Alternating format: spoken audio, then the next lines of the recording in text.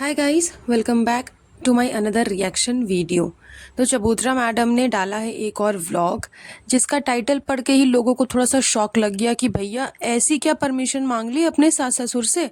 इसने अपने डिस्क्रिप्शन में टाइटल में लिखा है कि सास ससुर ने परमिशन दे दी। मतलब सोचो, सास ससुर, ये सास ससुर बोलती है, इसकी जो भाभी जान है मैडम जी वो अम्मी और पापा बोलती है। कितना डिफरेंस है दोनों में। एक ही घर पे रहते हैं लेकिन उसके बावजूद जो अच्छी चीज़ें हैं वो नहीं सीखेंगे, जितनी नेगेटिव चीज़ें हैं वही एक दूसरे से सीखेंगे। तो खैर ये इसकी अपनी ओपिनियन। इसने लिखा है कि सास ससुर से परमिशन मिल गई। अच्छा, किस बात की परमिशन भैया? लोगों का तो यही सस्पेंस बना रहेगा ना कि क्या हो गया, ऐसा क्या सिचुएशन आ गया, किस चीज़ की परमिशन मांग रही है। लगता मुंबई जाने की परमिशन मांग रही है या किसी और काम के लिए परमिशन मांग रही है। मतलब क्या हो गया, इतना मेजर क्या बात है भैया कि परमिशन मांगने की ज़रूरत पड़ रही है। इसीलिए टाइटल को इसने जानबूझ करके सस्पेंस क्रिएट करके बनाया ताकि लोग इंटरेक्ट करें वीडियो में।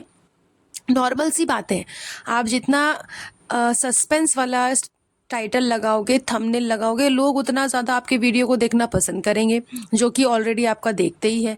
तो इसने वही ट्रिक आजमाई, लगाया अच्छा खासा एकदम सस्पेंस वाला टाइटल, डिस्क्रिप्शन, एंड फिर वीडियो में दिखाया क्या, नौटंकी।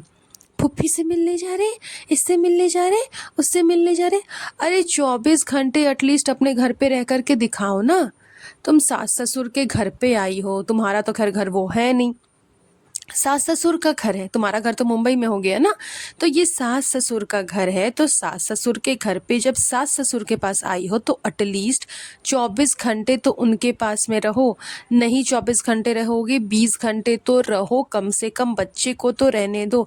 लेकिन पता नहीं क्या हो जाता है इसको मौदाह आने के बाद। जिस फुफ्फी से, जिस फुफ्फा से ये सालों सालों ना तो मिलती है ना बात करती है, मौदाह आने के बाद उनके घर जाना है।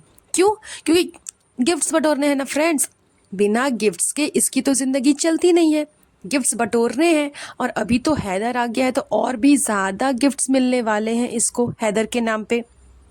आप देखो ना, केक कटिंग हो रहा है, हैदर के नाम पे केक कटिंग किया जा रहा है। वो भी वो फूफी कर रही है जो कि उतना फिनेंशियली स्टेबल नहीं है। उसके बाद इसको अच्छी खासी विदाई दे करके भेज रही है कि ये सारी विदाई लेकर के तुम जाओ, ऐसे खाली हाथ नहीं जाना चाहिए। मतलब एक उनका दिल देखो, एक उनका स्टैंडर्ड देखो, एक उनका रिचुअल देखो कि वो अपने रिचुअल को हर तरह से बखूबी निभा रहे हैं। लेकिन इनका देखो, ये लोग राखी तक में उनको पूछते नहीं हैं, राखी जैसी फेस्टिवल में बात नहीं करते, उनको बुलाते नहीं, उनके पास जाते नहीं। मतलब कितने घटिया है ये लोग।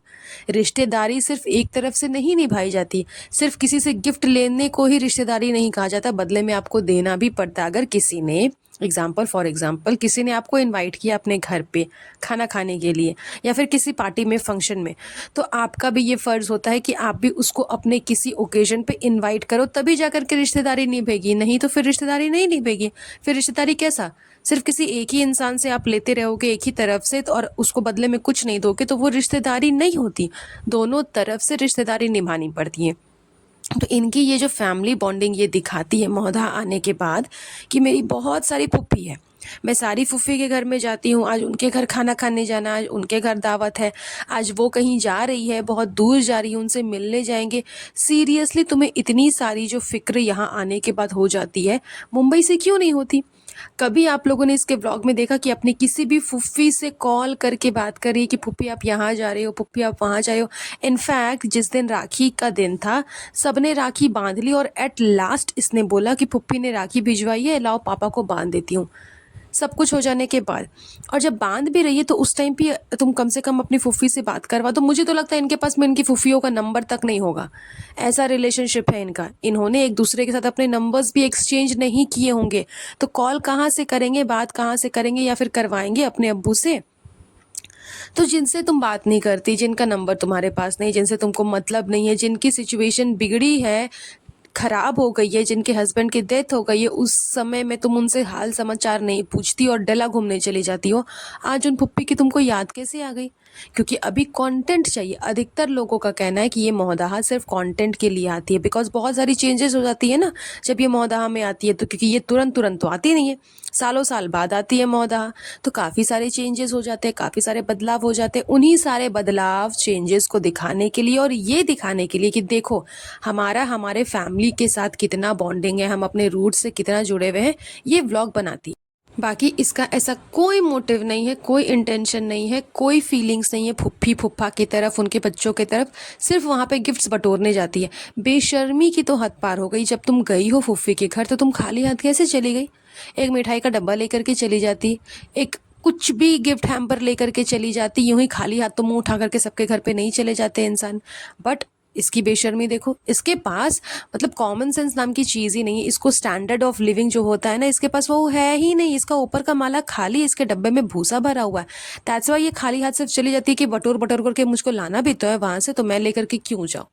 तो इस तरह की इसकी हरकतें। और बाकी रहा फुफ्फी के साथ बॉन्डिंग, पापा से मम्मी से सबसे हमको ये परमिशन मिल गया, तो परमिशन किस लिए? क्योंकि किचन ऊपर करना है, दैट्स ऑल। और कोई ऐसी खास मोटिव नहीं थी और कोई ऐसा खास बात नहीं था और कोई ऐसा बड़ा बात नहीं था जिसकी परमिशन के लिए इसको अपने सास ससुर से पूछना पड़े। वो तो इतने ओपन माइंडेड है कि किसी चीज़ के लिए इसको मना करती नहीं है। तो ये सारी नौटंकी सिर्फ व्लॉग को इंटरेस्टिंग सस्पेंस बनाने के लिए था कि परमिशन मांगने गए, वैसा कोई खास परमिशन मांगना नहीं था। इनका पहले से प्री प्लान था कि हमें नीचे का किचन तोड़ करके स्टोर रूम बनाना और सब कुछ ऊपर शिफ्ट कर देना है। तो इस वजह से इन लोगों ने ये सारी ड्रामे रचे। बाकी ऐसा और कुछ भी परमिशन वगैरह कुछ भी नहीं था इनके ब्लॉग में। That's all. चलिए नेक्स्ट रिएक्शन वीडियो में और भी काफ़ी सारे बात करेंगे, इसको यहीं पर एंड करेंगे। बहुत जल्द मिलूंगी आप लोगों से नए रिएक्शन वीडियो में। अपना ध्यान रखिएगा। Bye bye.